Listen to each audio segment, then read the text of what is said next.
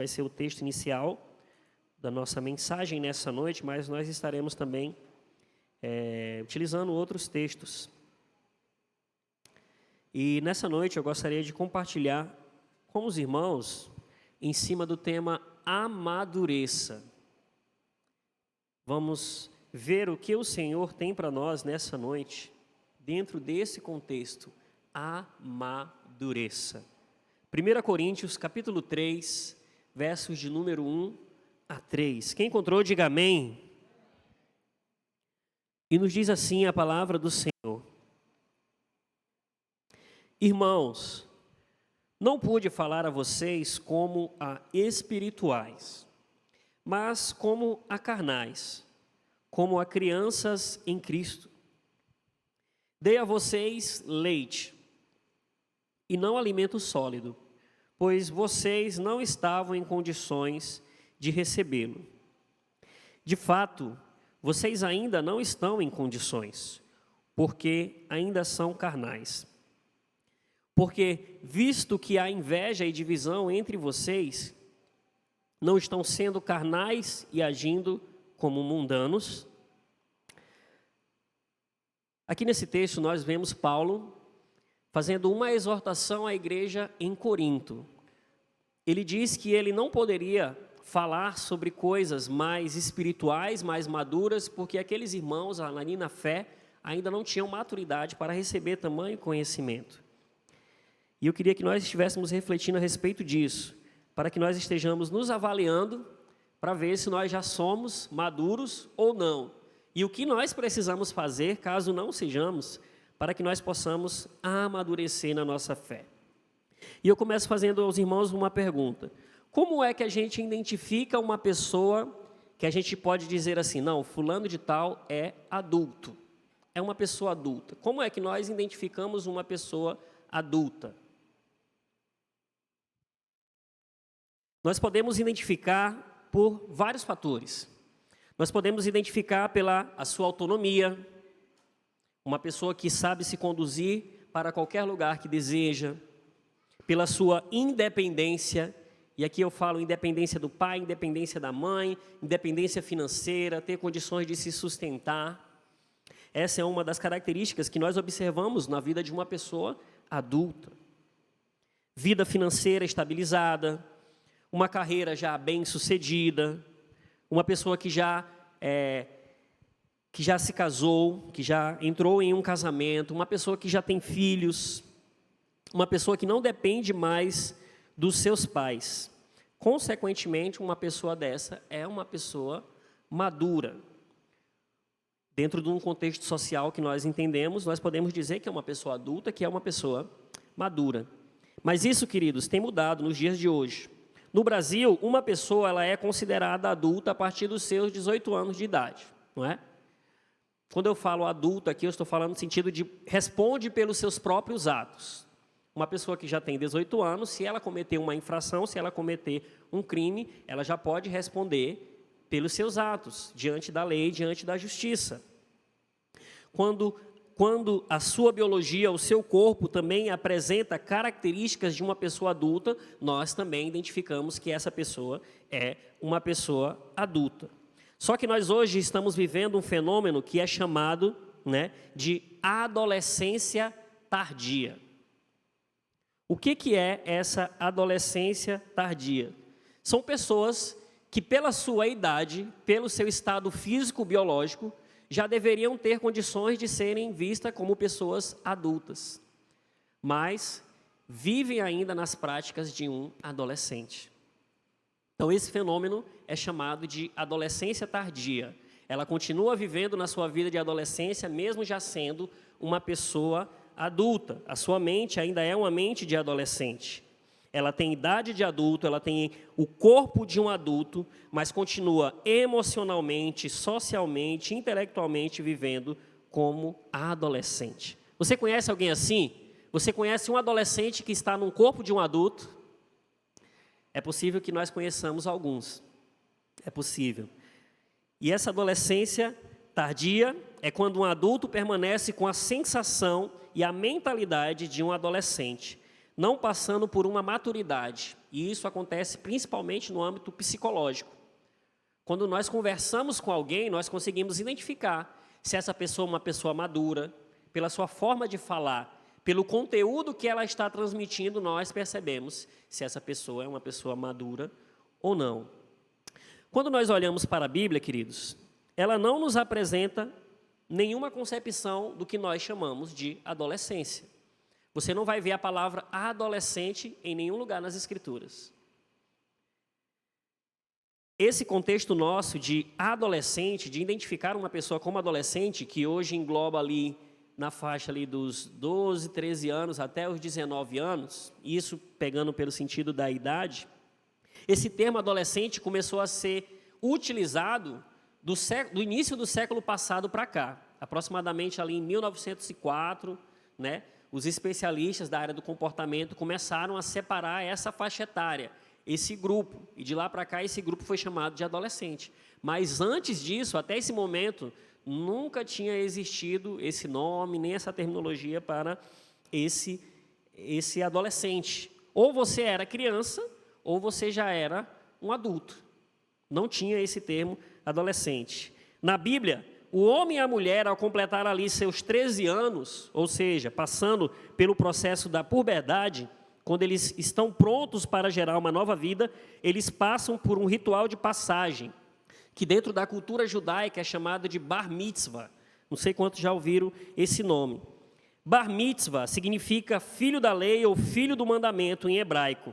Ele consiste na concessão da maioridade religiosa aos jovens judeus, sendo considerada a mais importante cerimônia na vida dos judeus. A gente vê que em várias culturas, os índios têm os seus rituais de passagem. Na África, nos povos africanos, a gente vê que eles também têm os seus rituais de passagem da vida de criança para a vida adulta, né? Do jovem para o adulto. E no povo judeu também era desse jeito. De acordo com a lei do judaísmo, todos os adolescentes, dentro do nosso contexto, que nós chamamos de adolescente, crianças aí de jovens, né? Adolescentes de 13 a 19 anos, eles já são responsáveis pelos seus atos e escolhas dentro da religião judaica, a partir do momento em que celebram o Bar Mitzvah. Com o Bar Mitzvah, o jovem tem direito de participar ativamente na vida da sinagoga, além de poder ler publicamente a Torá, que é o livro que eles seguem, considerado o livro sagrado do povo judeu.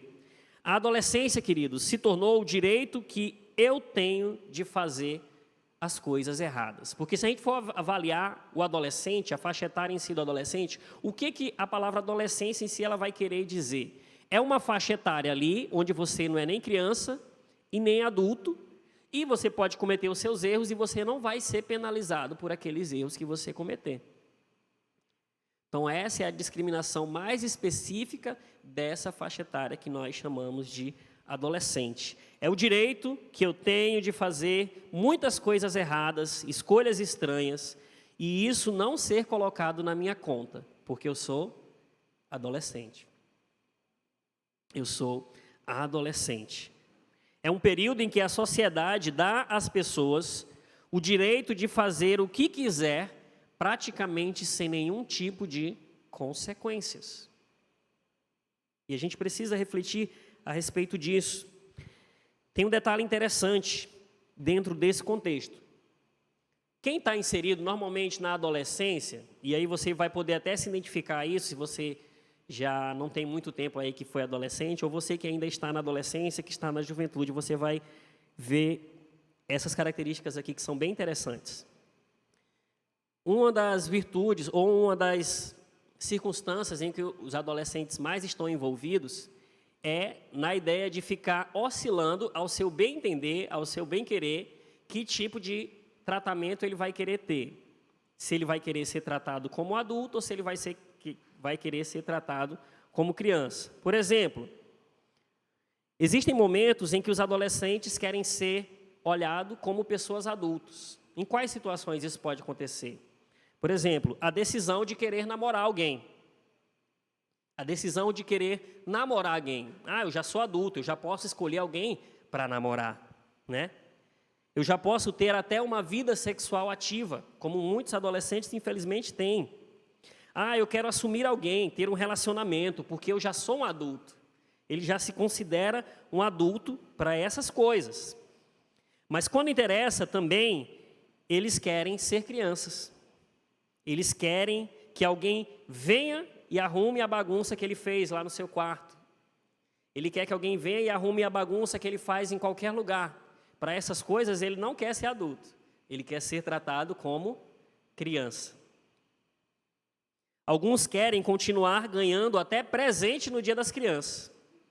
Adolescente ganhando presente no dia da criança. Então, o adolescente ele vai oscilar muito nessas questões de desejar ser adulto para certas coisas e desejar ser criança para outras coisas.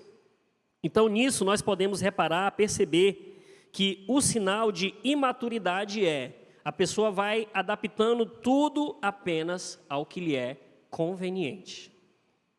Então, um adolescente é alguém imaturo ainda, que está direcionando seus comportamentos, as suas ações para tudo aquilo que lhe é conveniente. A pessoa vai se adaptando, tudo apenas ao que lhe convém. Ela quer aquilo que traga benefícios para ela. E se a gente for analisar, a criança, ela é movida por prazer. Né? A criança gosta de fazer aquilo que ela gosta de fazer. Normalmente, quando a gente coloca a criança para fazer alguma coisa que ela não gosta, ela ou vai fazer emburrada, mas ela não vai fazer com prazer. Então, a criança ela é movida por prazer. Eu costumo falar isso para os meus alunos aqui na escola de música, ou principalmente para os pais, né? Mas o seu filho realmente quer aprender, ele gosta de música, porque se ele não gostar, ele pode até aprender, porque todos nós temos condições de aprender a tocar um instrumento, e isso é tranquilo. Mas ele não vai ter amor, não vai desenvolver zelo e paixão por aquilo que ele está fazendo. É diferente de uma criança que gosta de um determinado instrumento musical, é muito diferente de uma criança que não gosta. Só que muitos pais trazem, né, para matricular, muitas das vezes, está sem fazer nada em casa, eu vou botar ali para fazer mais uma atividade. É muito mais um desejo do pai do que do próprio filho. Mas a criança em si, ela é movida pelo prazer, ela é movida pelo que lhe dá prazer. Se dá prazer a ela, se é agradável a ela vai querer fazer. E a puberdade vai dizer que agora é a hora de se preparar o homem e a mulher para a vida adulta. Se a gente for pesquisar aí, nas Escrituras Sagradas e nos textos antigos a respeito do contexto da sociedade em que Jesus vivia, a gente vai observar que praticamente quase todos os discípulos de Jesus compreendiam essa faixa etária aí que hoje nós discriminamos como adolescências, né? Eles estavam ali no preparo, eles foram formados também, né, como pessoas através do seu discipulador Jesus Cristo. Então, dentro da cultura judaica, o que acontece? Quando a criança ela completa ali os 13 anos, ou especificamente quando ela passa pela puberdade, né? A criança está passando ali pela puberdade, não quer dizer que a partir dali ela já vai ser considerada uma pessoa adulta, que já vai poder entrar no casamento, em alguns casos até entram. Mas o que esses sinais estão indicando ali? Que a partir daquele momento ela está pronta para ser preparada para serem homens e mulheres de Deus. No contexto geral, é isso que acontece. E nós, queridos, estamos vivendo uma grande dificuldade hoje. Por quê? Porque se a gente for olhar para o IBGE, para as estatísticas, nós somos milhões de evangélicos no Brasil. Milhões. Há quem diga, segundo vai caminhando, né, que daqui a pouco nós seremos até maioria do que os católicos no nosso país. Então, nós estamos caminhando para isso. Nós somos milhões de cristãos evangélicos no Brasil. Mas aí eu pergunto a vocês, o Brasil está melhorando socialmente? Sim ou não? Qual é a sua visão a respeito? Sim ou não? O Brasil tem aumentado, ou melhor, a violência tem diminuído no nosso país? O número de divórcios tem diminuído? Nós somos milhões de evangélicos, de cristãos evangélicos no nosso país, mas o nosso país continua sendo um caos. E parece que a cada dia tem piorado. E aí vem a grande pergunta, por que isso está acontecendo? Por que isso está acontecendo? Se a cada dia o número de evangélicos tem crescido, se a cada dia somos maiores, e segundo as pesquisas, as estatísticas, daqui a pouco nós seremos maioria no nosso país, mas parece que as situações ruins só continuam aumentando. Por que isso acontece? O que nós podemos identificar nisso? Eu creio, queridos, que existem muitas pessoas que verdadeiramente são convertidas e têm se convertido verdadeiramente no Brasil. Mas o problema que eu observo aqui é que nós temos, na sua grande maioria, crianças na fé. Não temos cristãos maduros na fé em quantidade suficiente à quantidade de crente que nós somos no nosso país. Quando nós olhamos para o texto, o Evangelho de João, capítulo 3, Jesus conversando ali com Nicodemos. Jesus diz, no verso 3 do capítulo 3, em resposta, Jesus declarou: digo a verdade, ninguém pode ver o reino de Deus se não nascer de novo. Nós precisamos nascer de novo para sermos nova criatura em Cristo Jesus. E esse nascer de novo não depende de nós, é a ação de Deus. E nós, queridos, precisamos abraçar a maturidade, porque criança não muda as coisas no mundo. Criança não muda as coisas no mundo, quem muda são os adultos. Muita gente diz assim: meu Deus, a igreja brasileira é uma bagunça, né? Quando a gente vai olhar de aspecto geral, tudo aquilo que nós temos, os movimentos evangélicos que tem, a desunião entre as igrejas, a gente vai dizer que a igreja brasileira, de uma forma geral, é uma igreja bagunçada. Aí eu pergunto a vocês, meus irmãos, vocês já foram no recreio de uma escola? Já foram no recreio de uma escola? Normalmente o recreio da escola dura ali de 15 a 30 minutos, né? O que você vê ali? Muita bagunça, não é? Criança correndo, gritando, caindo, um derrubando o outro, não é isso? Gritaria, zoada. Mas isso por quê? Porque eles são crianças. E isso faz parte deles. Eles são crianças, eles precisam ter esse momento ali também, né? Mas um dia eles vão crescer, vão amadurecer. E eles vão deixar essas coisas de criança, né? Mas o que está acontecendo na nossa igreja é que muitos continuam agindo e se comportando como crianças.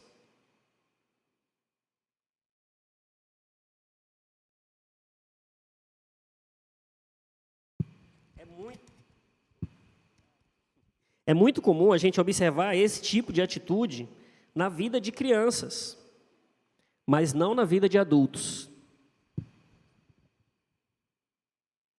Você não pode imaginar uma pessoa de 30, 40 anos se comportando igual uma criança.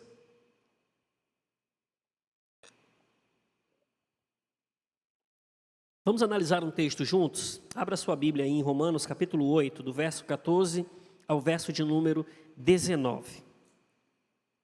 E a gente precisa analisar a questão do amadurecimento por dois aspectos. Primeira coisa, é a gente se avaliar para saber, não, eu preciso realmente amadurecer. E a outra reflexão que nós precisamos fazer é, eu preciso ser um canal de bênção para que o meu irmão também amadureça. Eu preciso amadurecer e eu também preciso ser uma bênção na vida de alguém que precisa amadurecer. Então, a gente tem que analisar isso também por esses dois aspectos. Vamos lá, Romanos 8, versos 14 a 19, nos diz o seguinte: porque todos os que são guiados pelo Espírito de Deus, esses são filhos de Deus. Porque não recebestes o espírito de escravidão, para que outra vez estardes em temor, mas recebestes o espírito de adoção de filhos, pelo qual clamamos, Abba, Pai.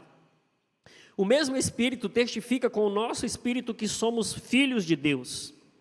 E se nós somos filhos de Deus, somos logo herdeiros também, herdeiros de Deus e co-herdeiros com Cristo. Se é certo que com Ele padecemos, para que também com Ele sejamos glorificados. Porque para mim tenho por certo que as aflições desse tempo presente não são para comparar com a glória em que nos há de ser revelada. Porque a ardente expectação da criatura espera a manifestação dos filhos de Deus. Queridos, o texto diz que no verso 14, porque todos os que são guiados pelo Espírito de Deus, esses são filhos de Deus. Nós temos uma plena compreensão, isso já foi nos ensinado várias vezes, de que nós não somos salvos pelas obras. Nós somos salvos pela graça de Deus. Então, se é pela graça de Deus, não depende de mim, não depende de nós. Depende unicamente do Senhor. Nós somos salvos pela graça. Se nós nascemos de novo, se nós fomos transformados, se nós fomos regenerados, foi pela preciosa graça de Deus. Ao você nascer, foi você que quis nascer? Foi você que escolheu nascer? Não. Da mesma forma, nós somos salvos também, não por nossa própria vontade, mas pela graça. Então, somos salvos pela graça de Deus. Ninguém aqui fez nada para nascer. Consequentemente, aqui ninguém fez nada para ser salvo. Precisamos ter esse entendimento. Agora vamos lá para Mateus capítulo 5, verso 43 e 44. Evangelho de Mateus, capítulo 5, versos de número 43 e 44. Nos diz o seguinte: ouviste que foi dito, amarás o teu próximo e odiarás o teu inimigo. Eu, porém, vos digo, amais a vossos inimigos, bendizei os que vos maldizem, fazei o bem ao que vos odeiam, e orai pelos que vos maltratam e vos perseguem, para que sejais filhos do vosso Pai que estais no céu. Espera aí, irmão Henrique, mas agora você está confundindo um pouco a minha cabeça. Porque lá em Romanos, no verso 14 do capítulo 8, diz, porque todos que são guiados pelo Espírito de Deus, esses são filhos de Deus. E no verso 16, que é o versículo principal a ser destacado aqui, diz, o mesmo Espírito testifica com o nosso Espírito que somos filhos de Deus. Nós somos filhos de Deus pela graça. Mas aqui em Mateus capítulo 5, no verso 44, vai dizer, eu, porém, vos digo, amai os vossos inimigos, bendizei os que vos maldizem, fazei bem aos que vos odeiam e orai pelos que maltratam e vos perseguem, para que sejais filhos do vosso Pai que está no céu. O texto de Mateus diz que nós precisamos fazer algumas coisas para nos tornar filhos de Deus. Já o texto de Romanos diz que nós somos salvos pela graça mediante a fé em Cristo Jesus. E agora, como é que a gente resolve essa situação? Toda vez, e aqui vem um adendozinho, para a gente, já um exercício de maturidade, né? Que a gente vai entrar especificamente no ponto daqui a pouco. Como realmente podemos ser considerados maduros, né? E nos tornar maduros a cada dia mais. Toda vez que você encontrar um texto, quando você estiver passando pela Escritura, e você encontrar um pequeno conflito, como se fosse uma contradição, então, pense que sempre o problema está na nossa reflexão a respeito do texto. E a gente precisa, a partir disso, se aprofundar para que a gente possa esclarecer essas dúvidas. Afinal, eu sou salvo pela graça ou eu sou salvo pelas obras? Em um versículo diz que eu sou salvo pela graça. No outro, me passa a impressão de que eu preciso fazer alguma coisa para ser salvo, para me tornar. E a gente olha no texto de Mateus 5, é no Sermão da Montanha, Jesus falando isso, pregando a palavra de Deus, mas aí a gente precisa, como eu disse, se aprofundar. E essa é uma das características de alguém que é maduro em Cristo Jesus. Então vamos lá. Filhos de Deus, em Mateus capítulo 5, é diferente do Filhos de Deus, que é dito lá, que é proferido em Romanos 8. Diferente como? Filho de Deus, em Romanos 8, a palavra Filhos de Deus lá, ela é trazida do grego, né, com a palavra teknon, do grego, que significa filhinho, bebê, criança. O Espírito me dá a certeza de que eu sou filho de Deus, né? De que eu sou filho de Deus. Então, o técnico lá está relacionado, de fato, a um filho, né? Como uma pequena criança que balbuciano fala, papá, mamã, né? Dentro do contexto judaico, Abba, né? Porque Abba é paizinho. Então, as crianças, dentro do contexto judaico, elas chamam Abba, né? Então, a ideia aqui, de fato, de Romanos 8, que é o que fala que nós somos salvos pela graça, ela vai trazer filhos, a palavra técnio, como realmente somos filhos de Deus. Ponto. Somos salvos pela graça do Senhor. Mas e a palavra filho lá em Mateus 5? No grego, a palavra filho que é descrita em Mateus 5, ela vem com uma outra terminologia, que é huios. Huios, traduzido, significa filho maduro. Filho maduro. Então, o filho, o se tornar filho aqui, não está se referindo à sua salvação, em você se tornar um filho de Deus verdadeiramente. Mas o filho aqui está se referindo a ser um filho maduro, uma pessoa madura, uma pessoa que tenha condições de responder pelas suas próprias ações. Então, a gente precisa se tornar um filhinho, um bebê, não nos custa nada, né? Porque somos salvos pela graça, mas nos tornar um huios, um filho maduro, nos custa tudo. Nos custa a nossa dedicação, nos custa o nosso esmero. Nós precisamos deixar de ser apenas o tecno, o filhinho de Deus, o salvo pela graça, para nos tornar o huios, o filho maduro do Senhor. Maturidade, queridos, não é idade. Maturidade não está relacionado com idade, e aqui nós podemos ver, já demos vários exemplos de que isso não é desse jeito que deve ser avaliado. Maturidade significa dizer o quanto eu sou parecido com Jesus. Quanto mais parecido com Jesus você é, mais maduro você é. Guarde isso na sua mente, no seu coração. No contexto da igreja, quem pode discipular quem?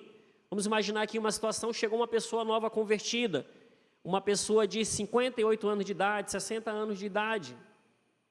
Eu posso colocar um jovem da igreja de 18 anos para discipular essa irmã, esse irmão, nessa faixa etária? O que vocês acham? Sim ou não? O que vai indicar isso? A questão aqui não é a idade, não é o tempo de vida, mas é a maturidade. Então, uma pessoa mais nova, que já tem um bom tempo na igreja, presume-se que tenha muito mais conhecimento a respeito da vida com Deus, da palavra de Deus. E ela pode sim ter condições de discipular uma pessoa muito mais velha do que ela. Até porque, naquele exato momento em que uma pessoa toma uma decisão, ela está nascendo de novo ali. Ali sim, ela está precisando de um leite espiritual, de um alimento mais líquido, né?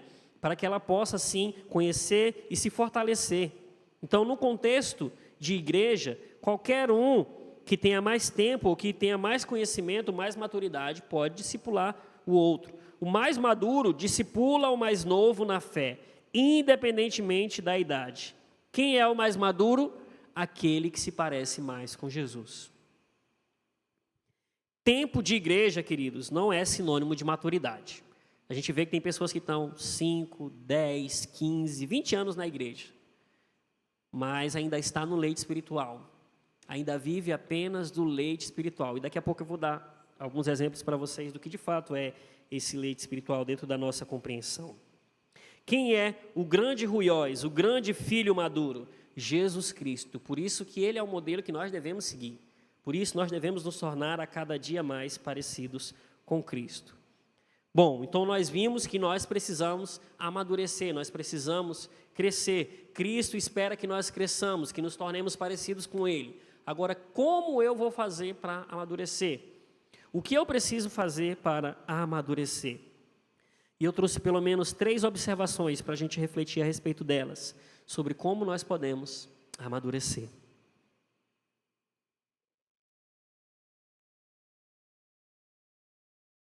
E a primeira dela parece até bastante óbvia, né? Para crescer, a gente precisa fazer o quê? O que uma criança precisa fazer para crescer bem e saudável? Se alimentar, comer. Então, o primeiro ponto é, para crescer, nós temos que comer. Nós temos que nos alimentar. Mas a pergunta é, comer qualquer coisa? Não. Comer as coisas certas, para que nós possamos caminhar para uma comida mais sólida. Então, a gente observa que uma criança recém-nascida, ela se alimenta ali, primeiramente, do leite materno da sua mãe, né?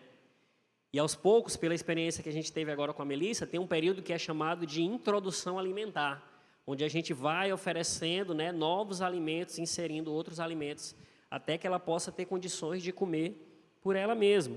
Vamos agora lá para Hebreus, capítulo 5, versos de número 11 a 14.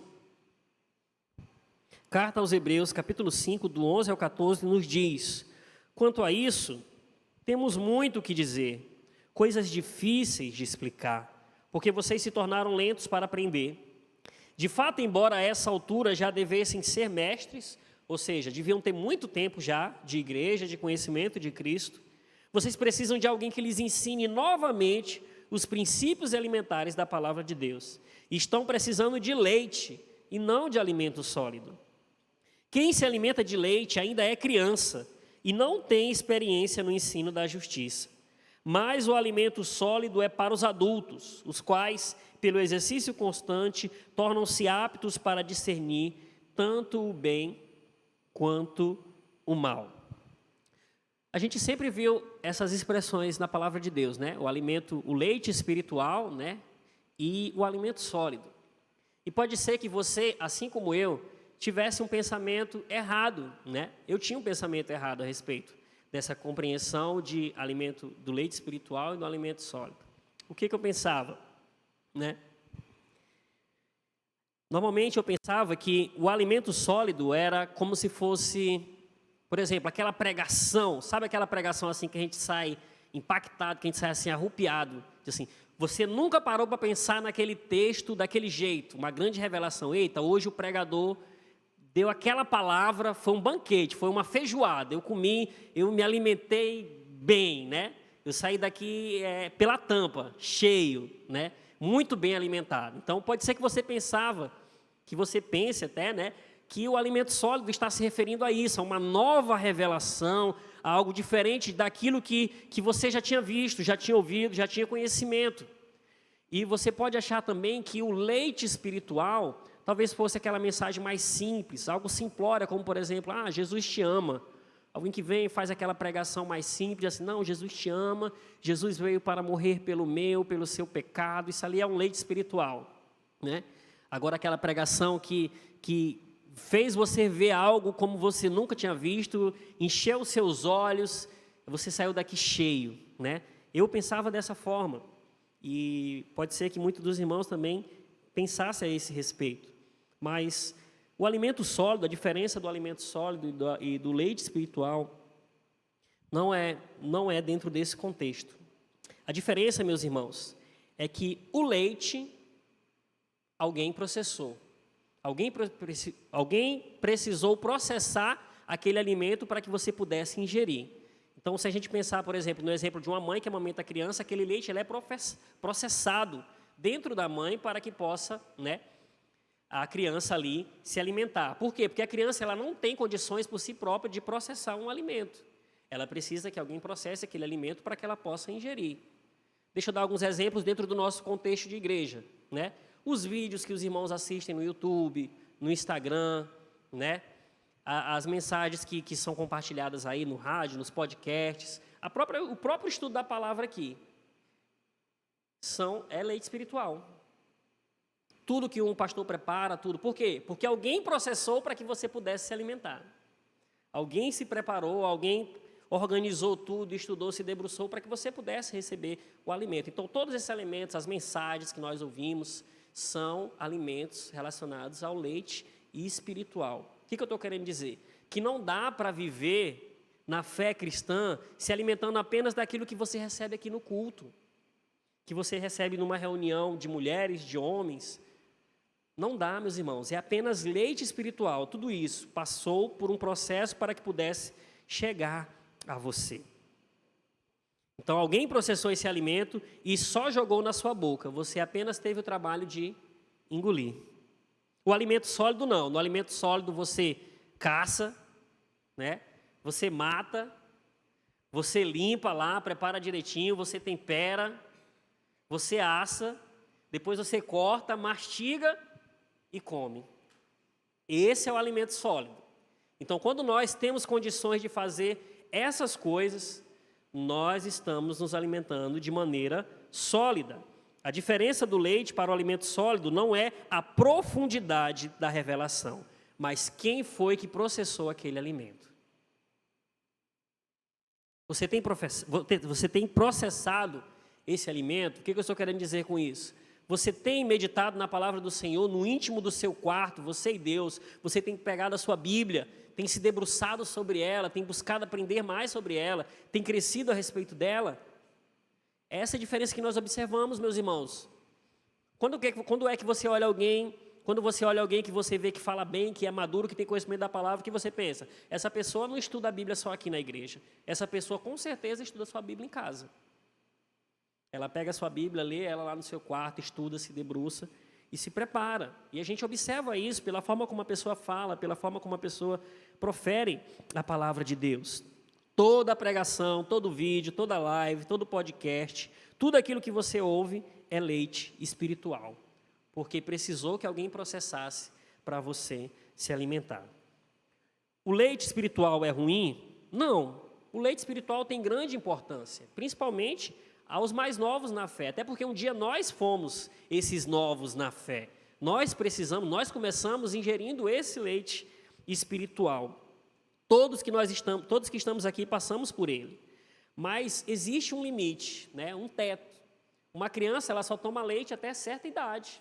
Ela não pode tomar aquele leite materno a vida toda, se alimentando única e exclusivamente através dele. Ela não vai se fortalecer. Ela não vai conseguir extrair dele os nutrientes necessários para que ela tenha uma vida saudável. Então, tudo isso tem um limite. Da mesma forma é na nossa vida com Deus, na nossa fé com Deus. Não dá para a gente viver só do leite espiritual. A gente precisa, sim, do alimento sólido.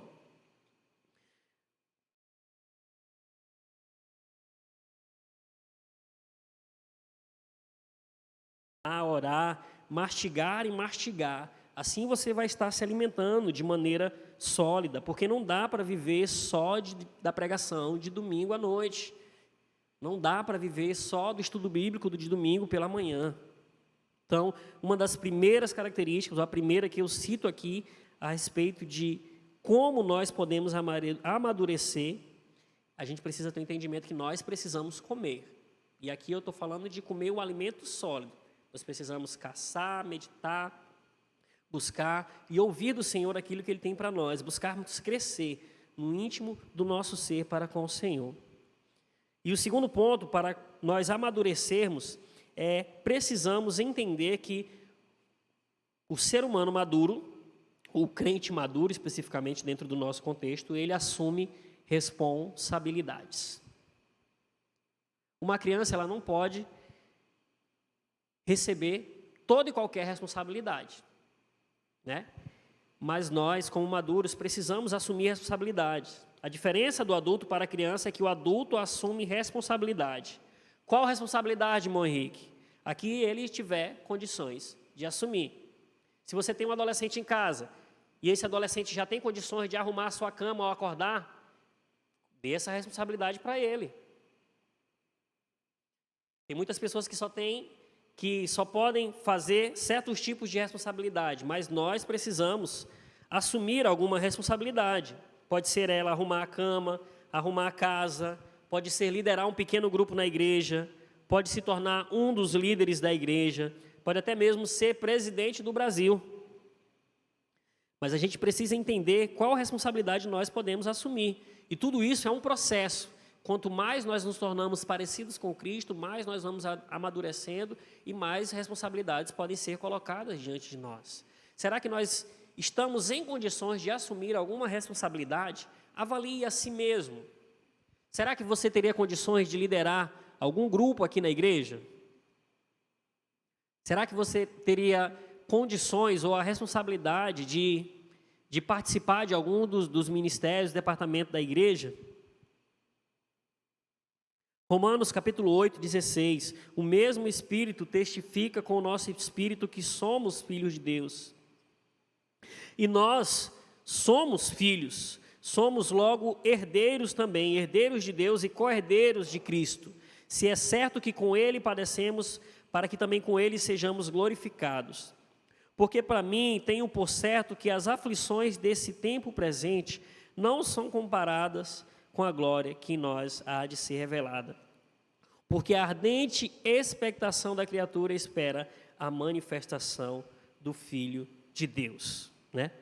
Então a gente vê que o alimento líquido ou o leite espiritual, ele faz parte da nossa vida cristã, e o alimento sólido também.